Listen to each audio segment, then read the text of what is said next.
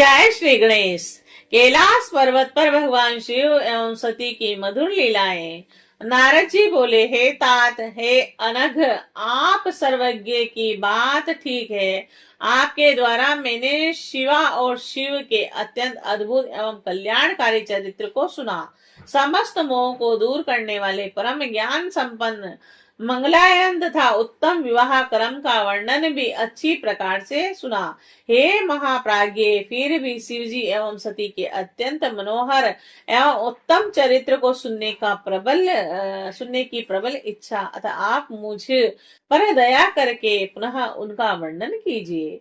ब्रह्मा जी बोले, हे मुने, आपकी इच्छा परम दयावान शिव जी की लीला सुनने में लगी हुई है। यह तो परम सौभाग्य की बात है।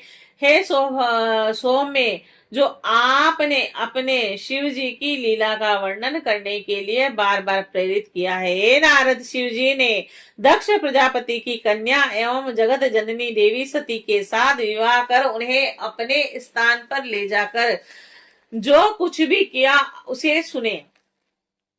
हे देव ऋषि, दक्ष से विदा होने के बाद महादेव जी गणों सहित अपने आनंद दायक स्थान पर जाकर बड़ी प्रसन्नता के साथ अपने परम प्रिय महान नंदीश्वर से उतरे। हे देव ऋषि, इस प्रकार सांसारिक लीला करने में प्रवीण सतीपति सदाशिव यथा योग्य अपने स्थान में प्रवेश कर अत्यंत हर्षित हुए। इन महादेव जी ने सती को प्राप्त कर लेने के उपरांत अपने नंदी आदि समस्त गणों को पर्वत की कंदरा से बाहर भेज दिया और विदा करते हुए उन नंदीश्वर आदि समस्त गणों से करुणा सागर शिव जी लौकिक रीति का अनुसरण करते हुए मधुर वचनों से कहने लगे। महेश बोले, हे गणों, जिस समय मैं आप लोगों का स्मरण करूं तब आप लोग मेरे स्मरण का आदर करते हुए शीघ्र मेरे पास चले आए। शिव जी के ऐसा कहने पर महावेगवान महावीर नंदी आदि से सभी गण अपने अपने स्थान को चले गए और उन गणों के चले जाने के तदंतर परम कौतुकी शिव जी बड़ी प्रसन्नता पूर्वक एकांत में सती के साथ विहार करने लगे। शिव जी कभी वनों से तोड़कर लाए हुए पुष्पों की मनोहर माला बनाकर सती के हार स्थान अर्थात हृदय में पहनाते थे। कभी कभी जब देवी सती अपना मुख दर्पण में देख रही होती थी उस समय शिव जी भी सती के पीछे जाकर अपना मुख देखने लगते थे और वे कभी सती के कुंडलों को बार बार पकड़कर हिलाने लगते थे और उन्हें सती के कानों में पहनाते और फिर निकालने लगते थे। और कभी वे भगवान शंकर स्वभावतः लाल वर्ण वाले सती के चरणों को देवी पेयमान लाक्षार रस से रंग कर अत्यधिक राग युक्त कर देते थे।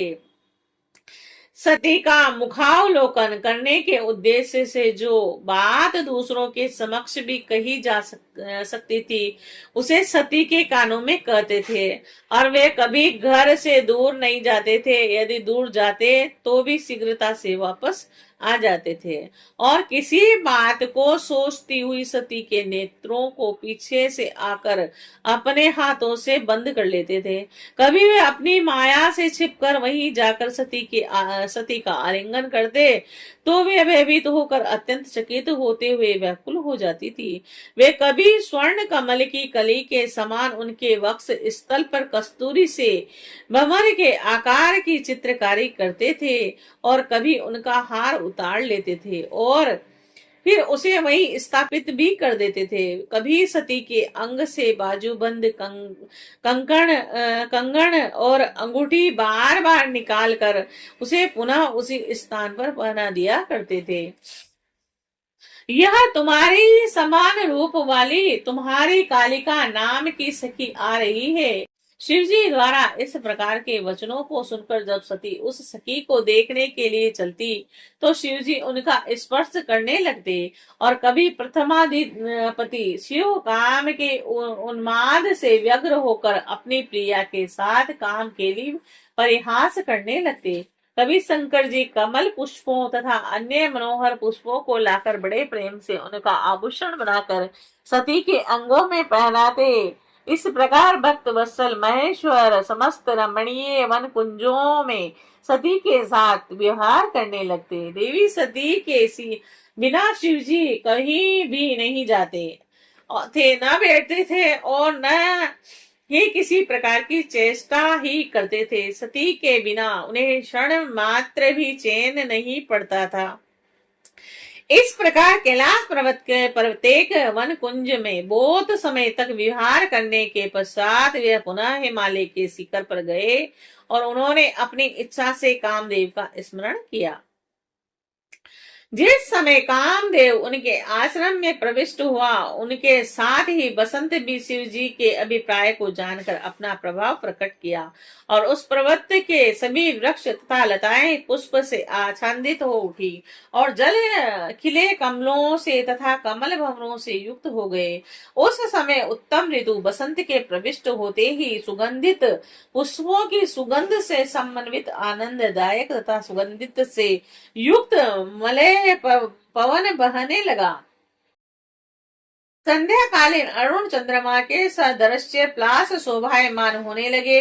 सभी वृक्ष काम के अस्त्र के समान सुंदर पुष्पों से अलंकृत हो गए और तृणांगों में कमल पुष्प खिल उठे। अनुकूल वायु संसार के मनुष्यों को मोहित करने हेतु उदित दिखाई देने पड़ने लगी। भगवान शंकर के समीप नाग केसर के वृक्ष अपने स्वर्ण के समान पुष्पों से कामदेव की ध्वजा के समान मनोहर प्रतीत होने लगे। लवंग की लता अपने सुरभित गंध से वायु को सुवासित करके कामी जनों के चित्त को मोहित करने लगी।